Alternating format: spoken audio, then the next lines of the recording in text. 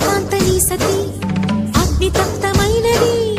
నేను త్యాగమిచ్చి తాను నీలో లీనమైనది ఆదిశక్తి ఆకృతి అద్రిజాత పార్వతి తానువైన ప్రాణధవుని చెంతకు చేరుతున్నది